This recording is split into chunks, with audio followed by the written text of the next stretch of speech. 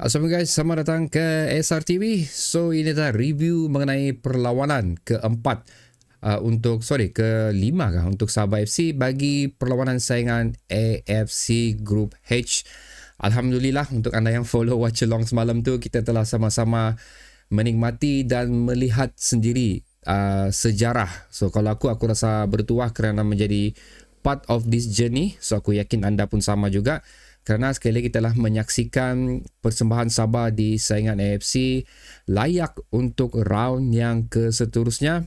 So ini experience ni memang jarang sekali kita akan miliki lah, dan aku rasa pun bagi next year punya season untuk AFC ni pun aku rasa Sabah macam seolah-olah tidak layak untuk kesaingan tersebut.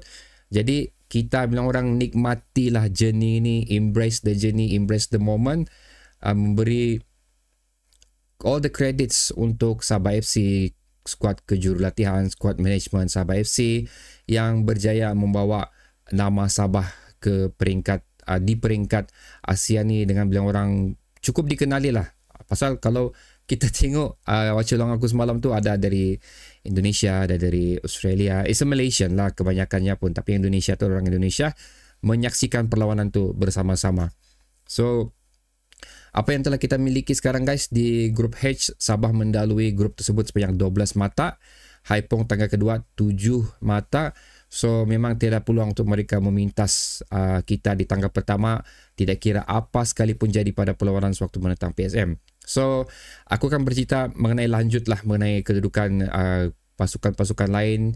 Yang aku akan fokus adalah grup F, G, H Sabah sendiri dan juga grup I. So itu akan aku buat di video lain, tapi hari ini adalah apa yang terjadi di dalam perlawanan menentang Hougang di Jalan Stadium Besar ni guys. So seperti mana yang anda tahu, pada separuh masa pertama dari minit pertama hingga ke minit 17, satu persembahan yang cukup hebat daripada Sabah FC. Walaupun aku risau padang sintetik yang digunakan, tapi tidak menjadi masalah untuk Sabah FC. Serangan bertali arus aku cakap ni masih dilakukan, masih mampu dilakukan oleh Sabah FC sehingga terjadinya gol sendiri sebelum pada minit ke-17 perlawanan dihentikan oleh kerana keadaan cuaca yang tidak memuaskan di Singapura. Orang bertanya kenapa macam perlu diberhentikan perlawanan tersebut sedangkan padang tu padang sintetik. Masalahnya sekarang bukanlah padang tu basah, tapi mereka merisaukan dia ada kilat apa semua, tapi orang risau adalah thunder strike yang kemungkinan akan berlaku sekiranya perlawanan diteruskan. Thunder strike tu maksudnya yang turun ke bawah ke padang dan juga mungkin kena player. So itu yang cuba dielakkan oleh referee lah pada perlawanan tersebut. Macam mana pun ianya disambung kembali dan agak lewat jugalah perlawanan tu habis. Tapi walau macam mana pun selepas perlawanan dimulakan, aku kena akui juga macam selepas tu mutu perlawanan agak berkurangan. Aku terkejut dengan apa yang mampu dilakukan oleh padang sintetik tersebut. Aku ingat macam bila sudah hujan turun, terus yang lopak-lopak air tu diserap jatuh ke bawah, tapi tidak, sebaliknya bukan itu yang berlaku. Lebih kurang sejak kalau kita main di padang asli, lebih kurang itulah yang terjadi di padang sintetik. Even much more worse sebenarnya. Baru aku nampak begitu. Lebih teruk sebenarnya padang sintetik ni kalau basah. Pasal banyak pasingan yang tidak sampai dilakukan oleh kedua-dua tim pada perlawanan tersebut. So membantutkan gerakan serangan Sabah FC. Sebaik saja habis paruh masa pertama, aku rasa pihak penganjur ataupun tuan punya padang tu mungkin telah melakukan sesuatu, tidak dilihatkanlah pada perlawanan tersebut. Tapi nampak selepas tu padang nampak agak okey sudahlah. So itu antara kelebihan dia lah. Dia cepat untuk dibaik, tapi perlu masa lah. Itu beza dia mungkin antara padang asli dan juga padang sintetik. Cepat untuk diperbaiki. Walaupun pun masih juga ada kesan-kesan basah tu lah.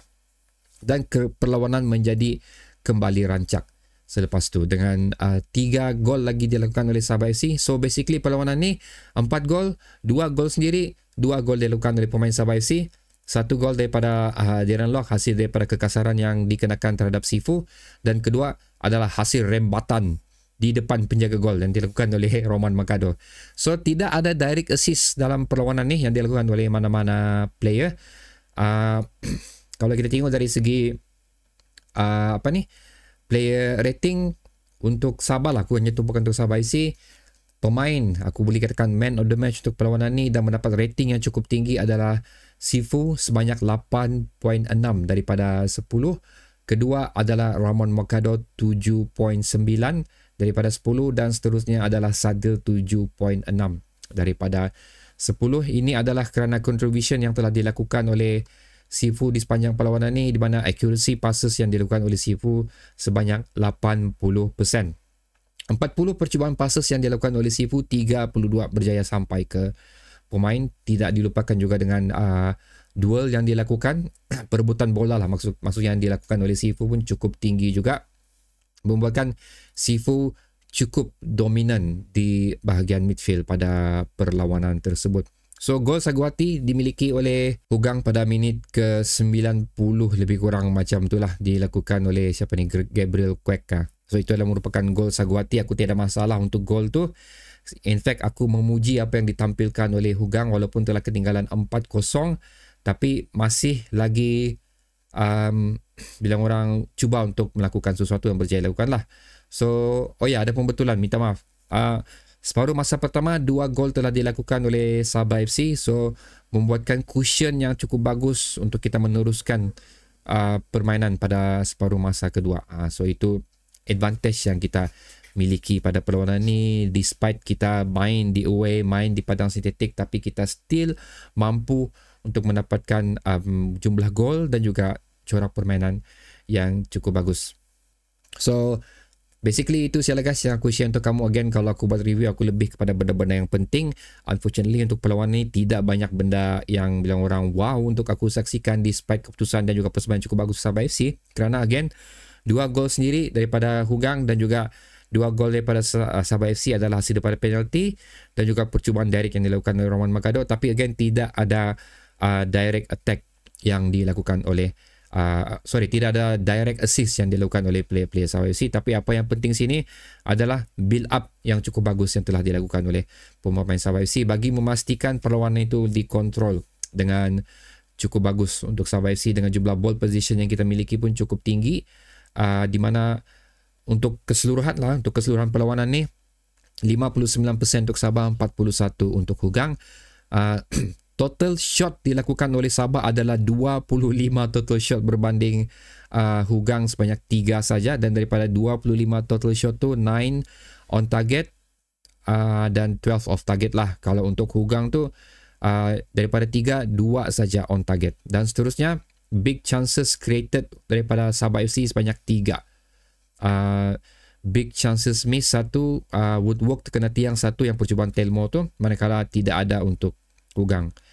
So lebih kurang begitulah yang terjadi pada perlawanan tu. Memang kira agak berat sebelah jugalah untuk Sabah FC.